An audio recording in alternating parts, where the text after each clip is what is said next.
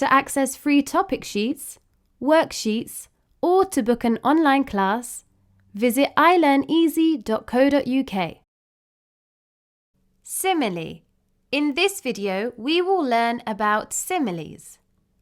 A simile compares two different things. We say that something is like or as something else. For example, Jim is as tall as a giraffe.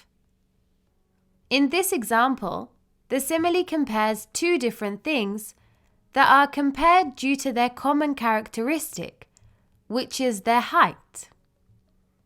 So essentially, I'm saying that Jim is very tall. The simile makes the sentence more interesting and creates an image in the reader's mind, rather than simply just saying Jim is tall. Another example is, she swam like a fish. Again, this simile compares two different things due to their common characteristic, which is that they can both swim very well. Remember that a simile is a figure of speech.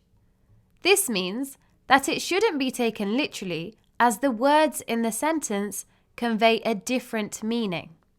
Lastly, remember that similes always includes the words like or as.